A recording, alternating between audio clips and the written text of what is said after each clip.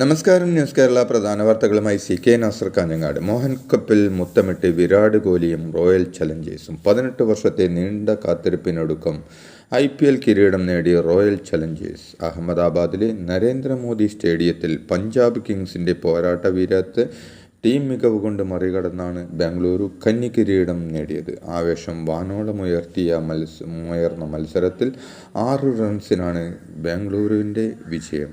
Toss നഷ്ടപ്പെട്ട് ആദ്യം bat ചെയ്ത ബാംഗ്ലൂരു 43 റൺസ് എടുത്ത വിരാട് കോഹ്ലിയുടെ മികവിൽ 9 വിക്കറ്റ് നഷ്ടത്തിൽ 190 റൺസ് എടുത്തു. എന്നാൽ മറുപടി ബാറ്റിങ്ങിനിറങ്ങിയ പഞ്ചാബിന് 7 വിക്കറ്റ് നഷ്ടത്തിൽ 184 റൺസ് എടുക്കാനേ സാധിച്ചുള്ളൂ. 30 പന്തിൽ 61 റൺസ് എടുത്ത് അവസാന ഓവറുകളിൽ കത്തിക്കയറിയ ശശാങ്ക് സിംഗിനും പഞ്ചാബിലെ ലക്ഷ്യത്തിലെത്തിക്കാനായില്ല. അവസാന ഓവറിൽ ജയിക്കാൻ 29 റൺസ് വേണ്ടിയിരുന്ന പഞ്ചാബിന് ശശാങ്ക് സിംഗിൻ്റെ ഒറ്റയാൾ പോരാട്ടത്തിലൂടെ 22 റൺസ് നേടാനേ സാധിച്ചുള്ളൂ. 4 ഓവറിൽ 17 റൺസ് മാത്രം വഴങ്ങി മികച്ച രീതിയിൽ കളിച്ചിരുന്ന പ്രഭ്സിമ്രാൻ സിംഗിൻ്റെയും ജോഷ് ഇംഗ്ലൻസിൻ്റെയും വിക്കറ്റുകളെടുത്ത കുനാൻ പാണ്ഡ്യയാണ് കളിയിലെ താരം. IPL 18-ാം സീസണിൽ 717 റൺസ് നേടിയ മുംബൈ ഇന്ത്യൻസിൻ്റെ സൂര്യകുമാർ യാദവാണ് കളിയിലെ താരം.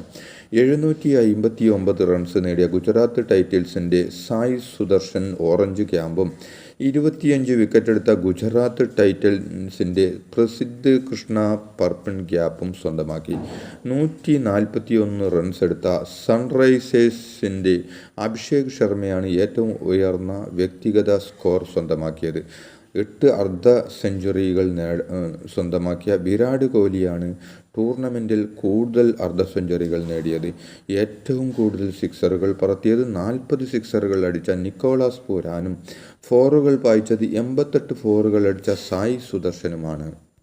കേരളത്തിലെ 3ഉം 4ഉം റെയിൽവേ പാതയ്ക്കായുള്ള പ്രവർത്തനത്തിലാണെന്ന് കേന്ദ്ര റെയിൽവേ മന്ത്രി അശ്വിനി വൈഷ്ണവ് പറഞ്ഞു. മുഖ്യമന്ത്രി പിണറായി വിജയനുമായുള്ള കൂടിക്കാഴ്ചയ്ക്ക് പിന്നാലെ എക്സിലൂടെയാണ് മന്ത്രി ഇക്കാര്യം അറിയിച്ചത്. മുഖ്യമന്ത്രി പിണറായി വിജയനുമായി പ്രധാന പദ്ധതികളെക്കുറിച്ച് ചർച്ച ചെയ്തെന്ന് പറഞ്ഞ അശ്വിനി വൈഷ്ണവ് അങ്കമാലി എരുമേലി പദ്ധതിക്കും കേരളത്തിൽ അനുവദിച്ച ഓവർ ബ്രിഡ്ജുകൾക്കും അണ്ടർ ബ്രിഡ്ജുകൾക്കും സ്ഥലം ഏറ്റെടുക്കുന്നതിന് പിന്തുണ തേടിയതായും അറിയിച്ചു.